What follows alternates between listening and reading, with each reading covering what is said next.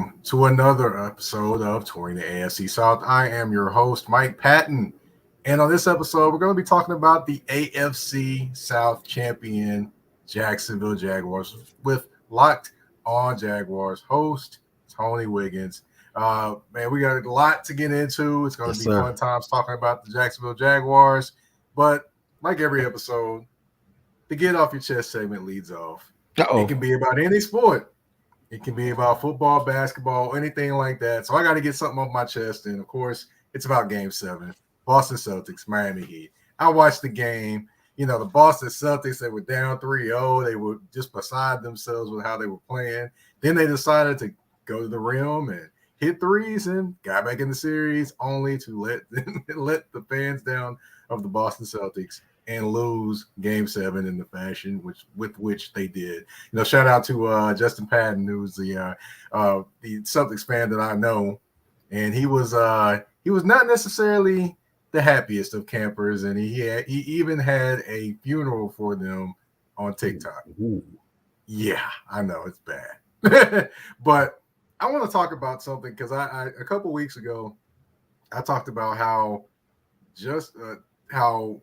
Jaylen Brown and how Jason Tatum were up for Supermax contracts because they made All-NBA.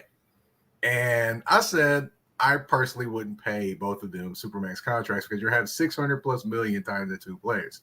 How can you build a roster with that? Mm-hmm. So, you know, I had people coming at me saying, oh, well, you pay both of them. You see how good they are. You pay both of them and you just build the roster around them and you try to do this, you try to do that, and you just piece it together. And, you know, you're going to have people that take less money. Okay, first off, they're not LeBron James, Dwayne Wade, and Chris Bosh. I don't think anybody's taking less money to go to Boston. That's just me. But in watching Game 7, I think it kind of showed why you shouldn't pay both of them max money. Now, I understand Jason Tatum was hurt. I get that one, so I get that there. But if he's hurt, shouldn't your number 2 step up to be your number 1? Your number 2 actually ended up 8 turnovers. They forced him to go left every time, and he couldn't really hit shots. The thing is with Jason Tatum, he can be an all-around player when he needs to be. He can pass, he can rebound, defend, all those different things. But when you look at Jaylen Brown, honestly, you know, he can't do all those different things. He's more of a scorer, take a couple dribbles, get to the basket, take a couple dribbles, shoot a jump shot guy. He's not a guy that can do all those different things to make your team win, which if you pay both of these two guys the Supermax, he's going to have to be that guy. He just showed you he's not that guy. So in my opinion, you're probably going to have to end up trading Jaylen Brown just to add more pieces to the team and a different dynamic to make it easier for your superstar, which is Jason Tatum, in my opinion. Now, folks can get mad at me and say whatever they want, but look, I like Jaylen Brown. I'm not saying he's a terrible player. He's not. But in terms of what they need, and if they're going to pay both of them Supermax, he's going to have to be able to do multiple things. And he just showed you he can't do multiple things. I had to get that off my chest, Tony, man. That was bothering me, man. It's beautiful because I feel the same way, but I felt that same way.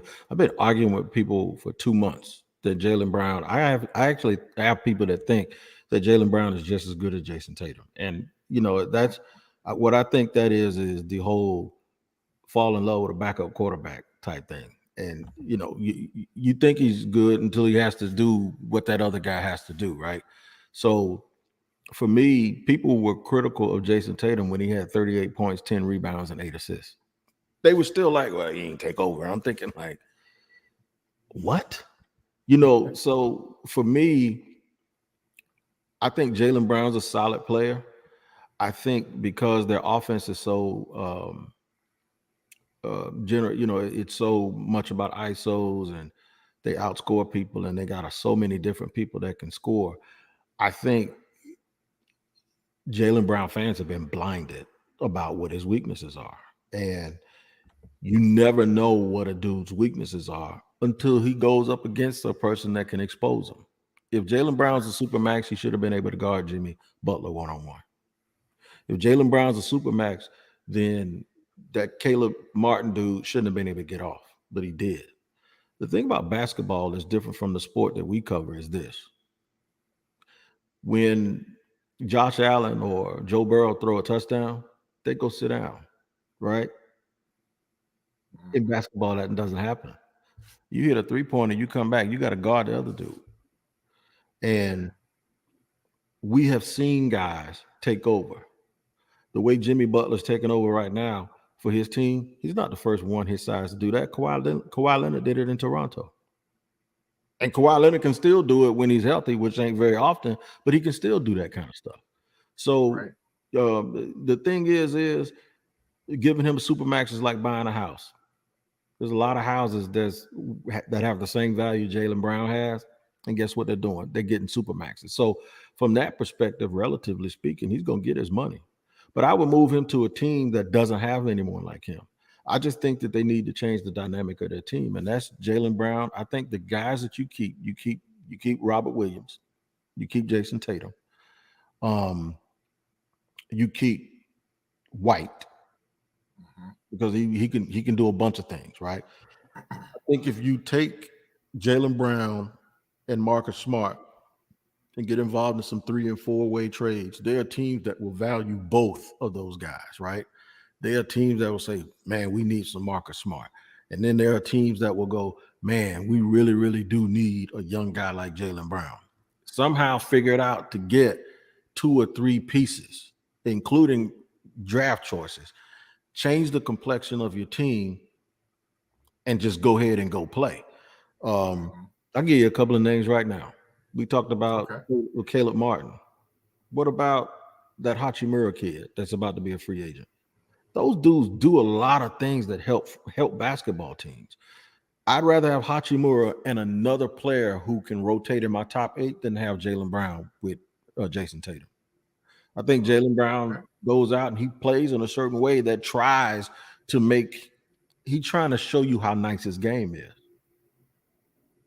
When you're in the playoffs in these series and you have to go night by night by night by night playing the same team, they're going to make you do things you don't like to do. So I'm with you, bro. I say you got to move on from them. They give them a supermax. They're going to be in the playoffs every year for the next 6 years, and they ain't going to go nowhere. Yeah, that's true. That's what I believe too. Until you pay him a supermax to go along with Jason Tatum, yeah, you're going nowhere fast. At $600+ million to make the playoffs every year, but never win a championship. No, too much at all. Yeah. All right. Well, that was the Get Off Your Chest segment for this episode. We're going to take a quick commercial break, and when we come back, we're going to talk about the real sport that we came on here to talk about. That is the NFL, and more importantly, the AFC South champion, Jacksonville Jaguars. On tour in the AFC South with your host, Mike Patton. We'll be right back. A shift. A shift is something that happens and changes the dynamics.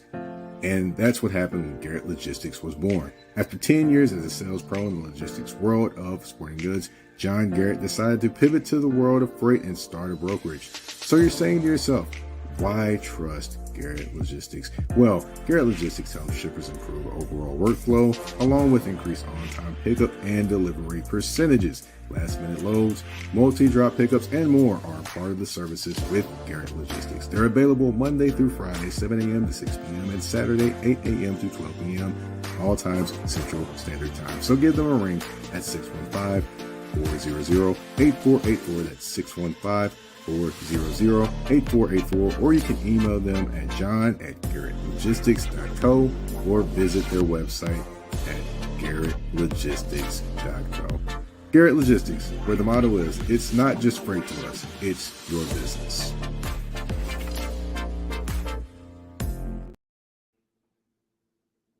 All right, and we are back. And of course, we're going to talk Jacksonville Jaguars, the AFC South champions. Now, I'm sure some folks are still trying to get used to that ring, that they're the defending AFC South champions. But yes, they are.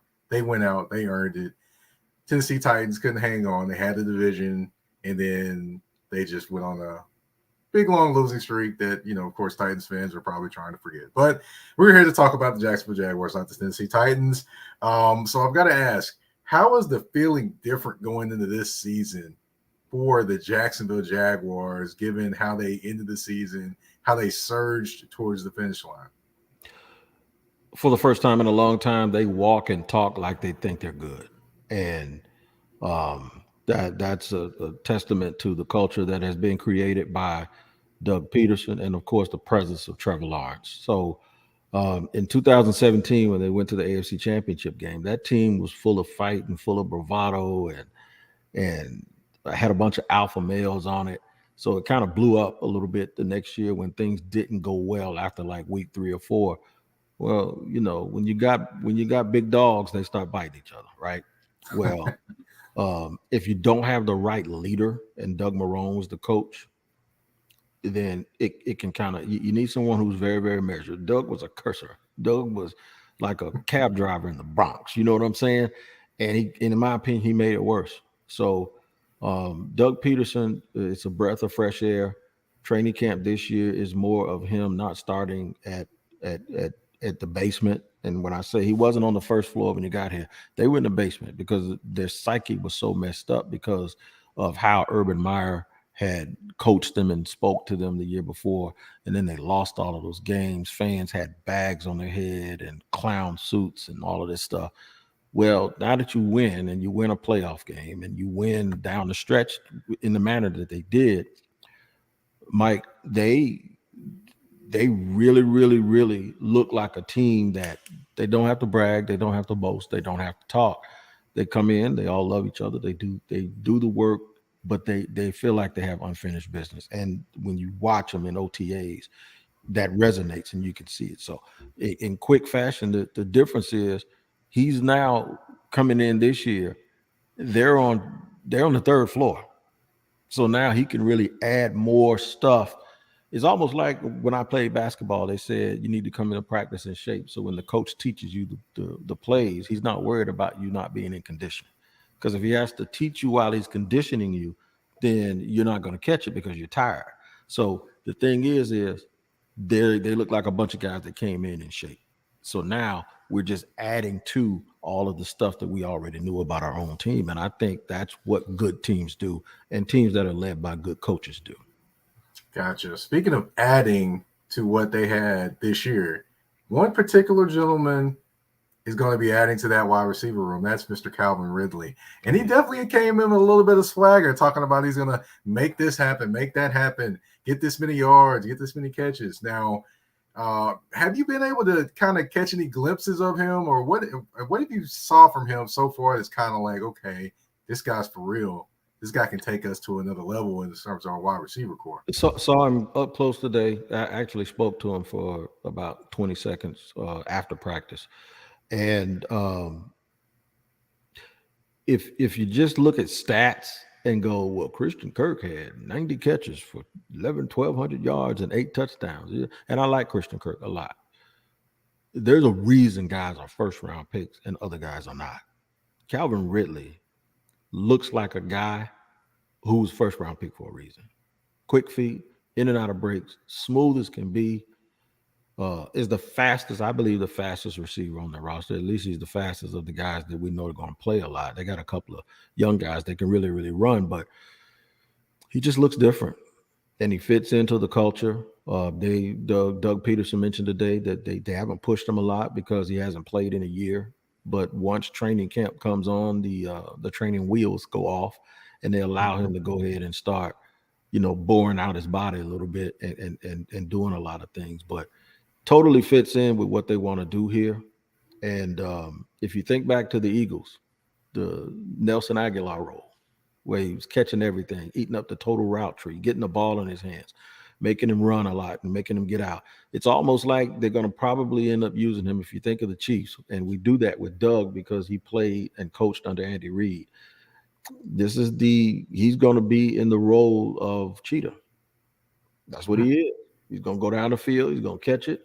I think that's going to be Trevor's first look when they need a big play to happen. And nobody going to make no bones about it, because when Julio was ailing in Atlanta, Calvin Ridley, and I agree with Devontae Adams last week. Devontae said, go watch him. The kid is a top 5 receiver. I agree with him. I think he could be easily a top 10 dude, because since back then, there's some horses out there now like Jamar Chase, Jetta. Those guys are really, really getting it. But the thing is I think he's in it for the long haul. I think he's going to have a good year, and I think the Jags are going to have to re-sign him. Yeah, they definitely are going to have to make some things happen. Of course, the Atlanta Falcons are probably hoping so too, so they can get a better draft pick. But I digress to the next thing I wanted to talk to you about, and Yeah. that's kind of going into the summer. Of course, another thing that people were looking at is the ascension of Trevor Lawrence. Trevor Lawrence kind of had he did a few things. He kind of had a little bumps and bruises along the way, but when they needed him, it kind of at times he came through, other times he did not. That panned out for 25 touchdowns and 8 interceptions. Now listen to what you as just well. said. You said, he was all right, he was all right, Trevor Lawrence. But then you look at what he did. He completed like 68% of his passes, had 25 touchdowns and 8 picks. That's more than all right. He did a real, real good job. What he did was he had a couple of games where he was like, what is he doing? The playoff game against the Chargers, 4 touchdowns in the first quarter. Yeah, that's but what I was meaning. I think for him, what it is with Trevor, sometimes he comes out early and that arm is alive. I mean, really, really alive. Now, what helps a quarterback like that is to have a dude that's like Ridley, that no matter how alive it is, I'm gonna go get it, right? You think about Joe Burrow, I think his arm is alive too, but he got Chase and he got T. Higgins. They ain't no overthrowing. They're gonna do whatever. I think when you get guys that can play above the X's and O's, it takes away some of those mistakes.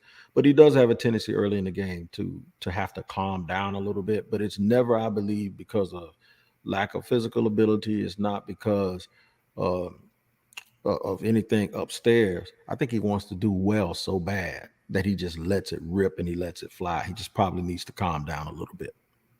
Yeah, just a little bit. I will say that I wasn't trying to slight him. I'm just messing with you, man. We sensitive about stuff, I hear you definitely. And to me, the one thing I did notice, and I noticed that too, what you were talking about just now. I noticed that in one game, in the preseason game, he kind of tried to throw a guy open or throw it. I'm like, he's trying to drop it in the bucket, but then throw it full speed at the same time. And I was like, okay. Kind of, you might want to calm down. That's probably not there, right. But it'll be just interesting to see how the nerves kind of calm down when he comes out this year, or if he's still that revved up, energetic guy, in the huddle. Which I can understand that because hey, you're playing a game you love, you're excited about the game, but I wonder how he kind of tempers that down, how Doug kind of approaches that with him. I wonder. I think that's a very good point, and really what I think is going to happen is, I think he was viewed as the generational talent, the savior of the franchise. When Irvin was here, he was actually, I call him the press secretary, because every time something went wrong, it's almost like they take him and they put him in front of everybody and hit him in the back, and he just talks and everybody gets all happy and it calms the restless natives down. But really, the dude should have been able to be a quarterback who hangs around his teammates. Right. That play video games and go eat wherever they eat, Waffle House, whatever, barbecue, and just have fun and be one of the guys. And so what happened is, I think he really took it upon himself to put everything on his back, right? Mm-hmm. And then you screw up and throw 4 picks and you look up and it's 27-0 and you feel like it's all your fault. At some point, you got to trust those people around you. Yeah. Just do your job. Trust your teammates. So I think he learned to trust them, because in the biggest moment, he was the one who was the problem, right? Mm-hmm. So he had to come out and trust his teammates. And now that he realizes what they can do, and then on top of that, adding Calvin Ridley and Tank Bigsby and other little pieces, now he realizes, even though he's the leader, there's a fine line between a leader and having to do everything on your own. A true leader can just go and turn around, and you're gonna have 52 guys coming with you, and that's what it is. It doesn't mean you have to spoon feed everybody. Doesn't mean you have to burp everybody. You know what I'm saying? Nah, mm-hmm. you can feed yourself, but we're gonna lead and we're gonna do this together. But I'm just gonna be the front dog. So I just think that one of the things that's gonna calm him down is he doesn't have to be a hero. All he has to do is just play ball, and he has the people on the team that can go with him. Gotcha. Well, we're going to get into the people that are going to be with him, as you say. Yeah. We're going to get into those people as well. I'm going to talk about the competition at camp. We're going to talk about that, but we're going to take a quick commercial break. We'll be right back touring the AFC South. You ever missed your mom's home-cooked meals? Well, you're not always able to get to those, but you are able to get to H&T's Home Cooking. Established in 2005, Patty Palin and her staff go out 6 days a week to create some of the best homestyle meals you can taste and at a fair price. So if you're in Nashville and you like chicken and dressings, green beans, macaroni and cheese, and other things, stop by H&T's Home Cooking. Their address is 2264 Murfreesboro Pike, Nashville, Tennessee 37217. And they are open Monday through Thursday and Sunday 11 to 6:30 and Friday 11 to 7. And if you want to order online, of course, the option is available as well at hthomecooking.com, or you can call 615-367-0049. H&T's Home Cooking, food for your soul.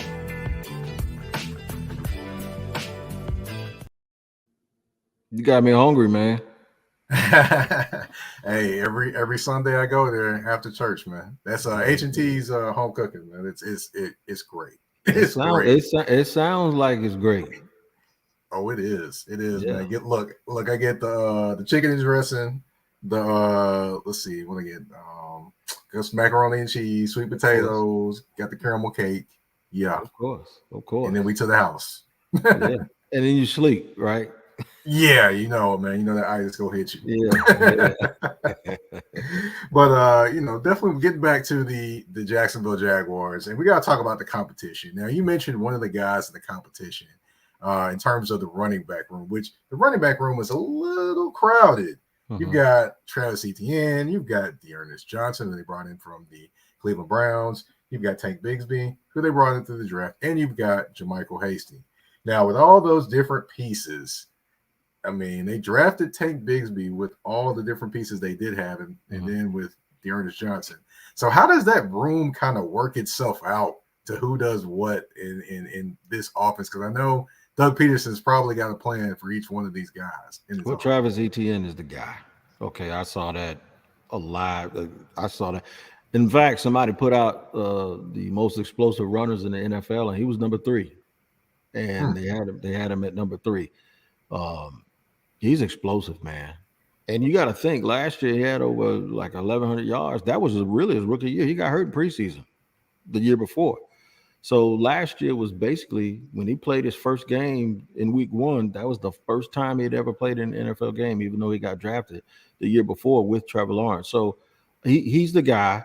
And then everyone else is a supplementary piece. But when you think about Doug Peterson, when they won the Super Bowl against the Patriots, they had 3 running backs. They had multiple carries in the first quarter. I think this is what he wants to do. He wants to switch it up. He wants to have guys that are good, but that can give different looks to keep the defense, off balance a little bit with what exactly those guys' skill sets are. But make no mistake about it, Travis Etienne is number 1. Tank Bigsby is a physical running back.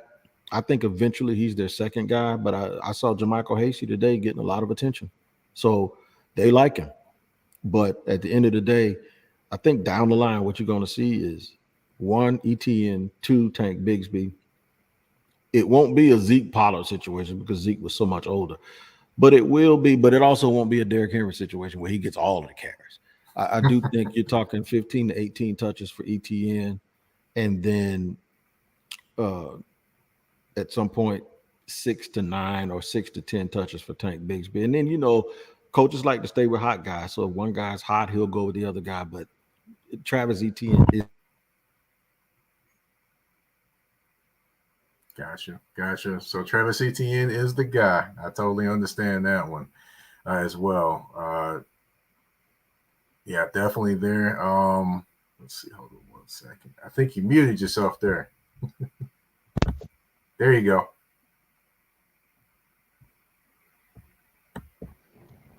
There you go. Yeah. Can you hear me? Yeah, I can hear you. Can you hear me? All right, cool. There we go. But one other competition I did want to talk about that we didn't mention, that would be the offensive tackle position. I'm sorry. And of course, you drafted your first round draft pick, Anton Harrison from University of Oklahoma. Then you bring him in. You bring him in. You have Walker Little you had last year. and then you have Cam Robinson, who's going to be suspended to start the season. So I know starting the season, you're more likely going to have Walker Little on one side and Anton Harrison on the other. But when Cam Robinson comes back, I mean, it may be a competition perhaps there at that position. I mean, do you think it'll be a competition, or do you think Cam Robinson will be making a pretty penny on the sideline being a cheerleader? Cam Robinson the second he's eligible to play, and then the Jaguars are standing beside him. They're trying to help him appeal. So if he still gets suspended the day that he comes off suspension, they're gonna plant him at left tackle. Probably move Walker a little over, slide him over to left guard, or make him a swing tackle again if Ben Barch is healthy. Anton Harrison will start at right tackle, in my opinion. I just don't think that this team was equipped to draft a guy in the first round. And then they raved about him. They had a little bit of concern that he was going to get picked, So he was their dude. They moved back twice. At that point, we're super, super comfortable with him. They said they're going to start him out on the right side. They talked about Walker Little as being a guy who could probably move inside the guard. It's perplexing because this is like I mentioned the backup quarterback thing. Fans love Walker Little because they just think that he, when they didn't re-sign Jawan Taylor and they allowed him to go to Kansas City, which I thought was a mistake. But Casey gave him $80 million to go play right tackle. So when they did that, there were people saying, I understand it. They're just going to plug Walker Little right in. This was before they knew Cam Robinson was going to get a suspension. They still picked Anton Harrison. So they didn't play Walker Little last year when Ben Barch, the starting left guard, got hurt. They didn't put him at guard. They left him as a swing tackle, and they put a kid named Tyler Shatley in, who's as average as the day is long. So the fans seem to think that because Walker Little has this thought of versatility, that automatically makes him great. And my point is if he was as great as y'all thought he was, when Ben Barch got hurt, they would have put him at left guard because, Mike, you've heard several coaches over the years say, we need to find our way to get our five best offensive linemen, and then we'll figure out the position. But we want our 5 guys back. So they had their 5 best. He wasn't one of them. Then a guy got hurt. He still wasn't one. When another guy got hurt, that's when they put him in. So a dude like that is not someone that I would necessarily think is going to take a guy's position who is averaging, who's getting $22 million a year next year. And that's what Cam's getting. And if Walker was what they thought, they wouldn't have taken Anton Harrison in the first round. So the fans get mad at me. I don't think Walker Little is not a good player, but it's almost like he's trending towards that Lyle Collins area. Gotcha. Dallas had him, and they were like, what are we going to do with him? He can move up. And eventually they were like, well, we can't keep him. So he left. But now you realize he ain't the answer in Cincinnati either. So, Right. The thing is good offensive linemen don't have to have all of this mystery around them when they're going to play. If they're what you think they are, they find a way to get them on the field. So I suspect it'll be Cam Robinson at left tackle, Walker Little scoot down to left guard. And maybe if Cam has just a so-so season after this year, maybe they'll kick Walker back out to left tackle and say, okay, let's see what you got, because that'll be a contract year for him. So, but no, I think Cam Robinson is going to be the starting left tackle. And by the way, he's never played any other position. He told me he's never taken a snap at another spot. Oh, well, there you have it. Mm-hmm. Yeah, definitely wanted to check in on the Jacksonville Jaguars, but of course, ending the show, we always have a game. Yeah. It's 5 questions, 2 answers, and 1 choice. Are you ready? Yes. All right. Over or under Trevor Lawrence, 30 touchdown passes this season? Over. All right. Tank Bigsby, over or under 200 carries this season? That's 11 to 12 carries per game. Under. Okay. Tight end Evan Ingram. He had only 4 touchdowns last season. More or less this season? Less. Okay. Wide receiver Jamal Agnew. I know he's the kind of the forgotten man. A lot of people don't think about him right now. They think about him more as a return guy. But he had 23 catches last year and 3 touchdowns in those 23 catches. Mm-hmm. More or less touchdowns and receptions this year? Less on both, but effective. Okay. But effective. Okay. All right. Now, Jags or the field when it comes to the AFC South this year? You can take all of them, and I'm going with the Jags. You can take everybody. I ain't scared of nobody because, one, You got 2 rookie quarterbacks in Texas, in Houston, and in Indy, and you still got Ryan Tannehill in Tennessee. So I'm not knocking y'all, but I'm just saying, come on, man. They drafted Will Levis for a reason. So if Levis ends up on the field, that's 3 rookie quarterbacks. Ain't taking no rookie quarterback over Trevor Lawrence in his 3rd year. I'm not doing that.